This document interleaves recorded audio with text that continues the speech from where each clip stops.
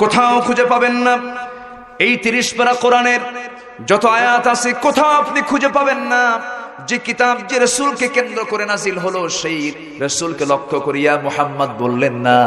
আল্লাহ তাআলা মুদ্দাসসিরের শুরুতেও বলেছেন, ইয়া আইয়ুহাল মুদ্দাসসির কুম ফাআযির ওয়া রাব্বাকা ফাকাব্বির ওয়া সিয়াবাকা ফাতাহহির ওয়ার রুজজা ফাহজুর। জোরে বলুন আল্লাহু আকবার।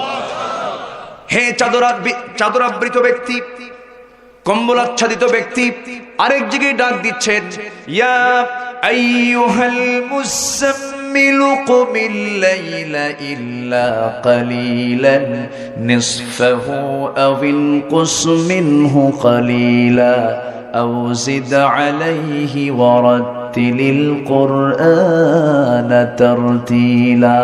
জোরে বলুন আল্লাহু আকবার। কোথাও নাম ধরে ডাকলেন না। এত সম্মান আল্লাহ তাকে দান করেছেন। তিনি এমন কিছু আল্লাহ পাক তার মাধ্যমে মুআজিজা ঘটিয়েছেন। এই আকাশের চাঁদ দ্বিখণ্ডন করেছেন কোন ব্যক্তি?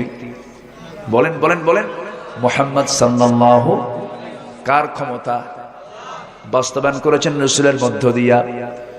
নবুয়তের চ্যালেঞ্জ যখন দিয়েছিল, ইন কুনতা নাবিয়ান হাক্কা, তুমি যদি সত্যিকারের নবী হও এই আকাশের চাঁদ একটু দ্বিখণ্ডন করে দেখাও তো। এই প্রশ্ন আবু জেহেলরা করেছিল।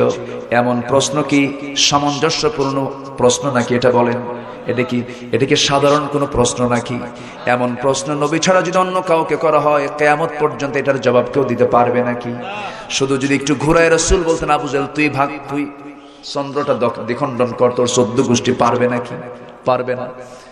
অযৌক্তিক একটা প্রশ্ন যখন করা হলো, আমার নবীজি চুপ মেরে থাকলেন, চুপ মেরে কোনো জবাব দিচ্ছেন না। জিবরিল আমিন এসে বলছেন, ইয়া রাসূলুল্লাহ কোনো চিন্তা নাই, শুধু নখটা উঁচু করবেন, আকাশের চাঁদ দ্বিখণ্ডন হয়ে যাবে।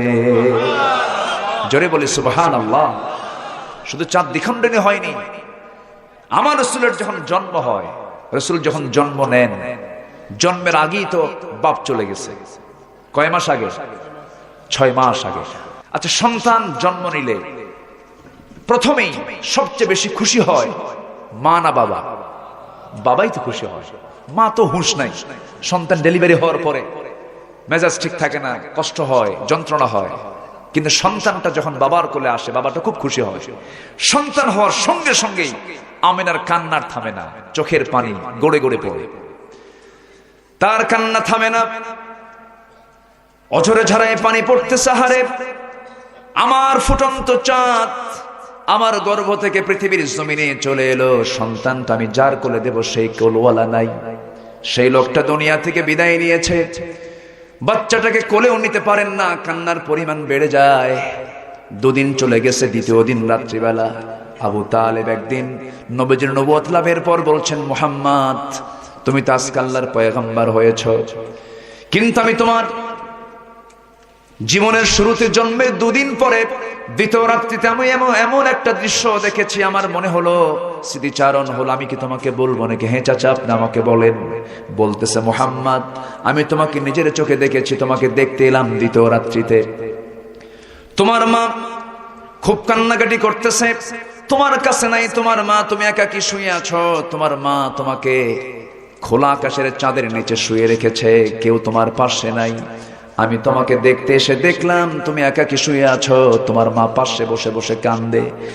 তোমার সামনে আমি দাঁড়ালাম, সেই সময় নিজের চোখে দেখেছি আকাশের যে চাঁদ, সেই চাঁদটা ডান দিকে ছিল। আমি যখন লক্ষ্য করলাম তুমি বাম দিকে তাকিয়ে আছো, ডান দিকে থাকা চাঁদটা লাফ মেরে তোমার চোখের সামনে হাজির হয়ে গেছে। যখন তুমি ডান দিকে তাকাও, চাঁদ আবার ডান দিকে লাফ মেরে চলে যায়। তোমার সুন্দর 2টি হাত দিয়ে যখন তোমার হাতটা দিয়ে যখন চাঁদের দিকে তাকায়, নিচের দিকে টেনে আনো, চাঁদটা তোমার চোখের কাছে চলে আসে। আমি কি ভুল দেখেছি না সঠিক দেখেছি? রাসূল মুস্কি হাসি মেরে বললেন, চাচা আমার বাপ তো ছিল না, আমার মার মনটা খারাপ, আমার সঙ্গে টাইমটা দেবে কে? আমার সঙ্গে খেলবে কে? আমাকে টাইমটা কে দেবে? আমার আল্লাহ সেই জন্য প্রতি রাত চাঁদটাকে আমার জন্য খেলনা বানিয়ে দিয়েছিলেন। যেরকম সুবহানাল্লাহ। সেই রাসূল হচ্ছেন আমার রাসূল। সেই রাসূলকে আল্লাহ নিজে মুহাম্মদ বলে ডাকেন না, আর আমার দেশের কিছু কুলাঙ্গার গালি দাও, জিহ্বা টেনে ছিড়বো আমরা। এরকম কিছু কুলাঙ্গার আছে না নাই? আসতে বলবেন না, আছে না নাই? আছে। বাপকে গালি দেবা সহ্য হবে, আমাকে গালি দাও তাও সহ্য হবে, আমার ভাইকে গালি দাও সহ্য হবে, রসুলকে গালি দিবা, রসুলকে গালি দিবা সহ্য হবে না। অবশ্যই এদের বিরুদ্ধে প্রতিবাদের ঝড় তোলার দরকার আছে না নাই? আছে না নাই? আজ পর্যন্ত কয়েক ডজন নাস্তিক রসুলকে নিয়ে বাজে কথা বলেছে, কোন কঠিন শাস্তি কি হয়েছে? আসতে বলবেন না হয়েছে? হয় না।